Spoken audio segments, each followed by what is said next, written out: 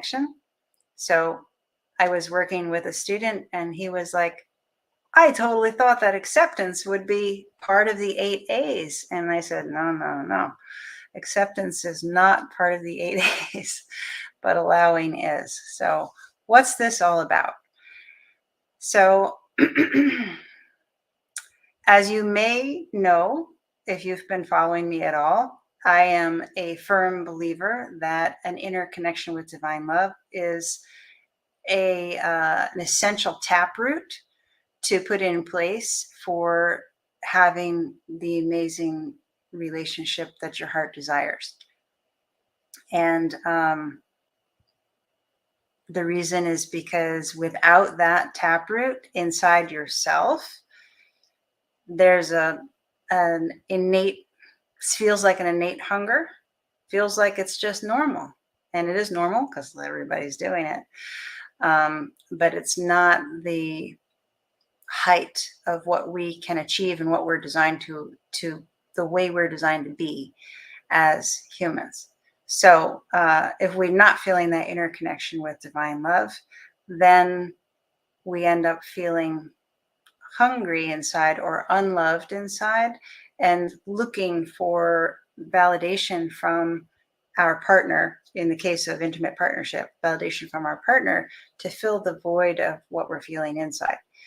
As compared with if we do have that inner connection with divine love, hot and shining in the core of our being, then we show up from a place of wholeness where we're feeling the joy of being. And then we build on top of that in our relationship, which is why when you have that taproot, it can go so much higher because now instead of being hungry and needing from your partner, now you're shining and exploring how amazing things can be when you shine, when you experience the dynamic miracle nature of flowing in that shining together, that warm, glowing love.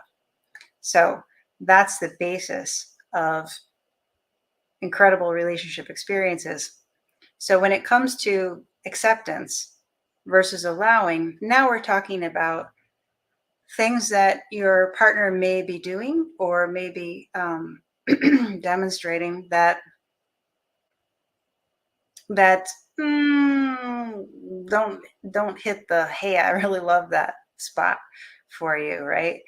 And they could be doing something that falls short of expressing divine love inside themselves. Like they may get tense if you don't text them back within a certain amount of time, or they may be controlling around what's made for dinner, or who knows, little things. It's not always big things, right? It's usually little things, actually. But or maybe they are making a job decision that doesn't express the fullness of their inspired nature. So everybody's on a journey in this life, right? And we're all on the journey hopefully towards manifesting our Christ nature. But it is a journey, and this is a world of mistakes. This is a world of imperfection. And that's the beauty of this world, is the contrast between between how we express ourselves when we're not connected with divine love, and then what it's like when we are connected with divine love, and what the difference is, and which one do we like better. And this is what this playground is for discovering what really matters to us, how we want to live. Do we want to live in our full capacity as an extension of divine love? Or are we happy, being the caterpillar? Of course, you know what I've chosen. So based on the words I'm using to describe it. But it is a journey, and we don't all express our beautiful butterfly nature all the time. And so when we're in relationship with a partner, we have to contend with when our partner is expressing less than their divine nature, just as our partner has to contend with when we are expressing less than our divine nature. So here's the nuance between acceptance and allowing.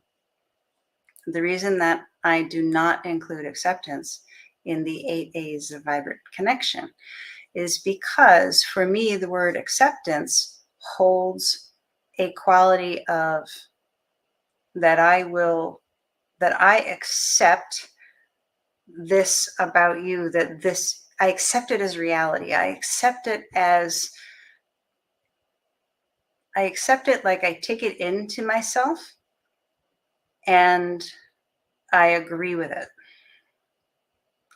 Whereas allowing is a place where I accept that this is part of your experience and your journey right now, even though I don't agree with it.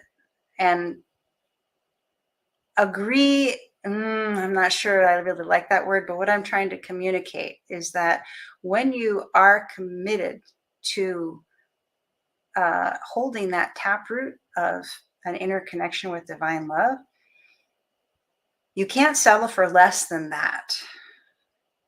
But that doesn't mean that you have to control everybody and try to make them always be an expression of divine love. That's not feasible. And that's also not very divine to try to control others. Divine love does not control. Love does not control.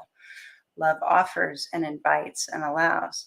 So we need to step into the character of love ourselves and allow people to be in their journey, even if we can see that their expression, that their job choice is not yet reflecting true self-worth, true love for themselves, or that the way that they're behaving around cooking dinner tonight is kind of annoying and a little controlling. No, I could ask him a question about how he's feeling right now or why he's doing that right now. An innocent question.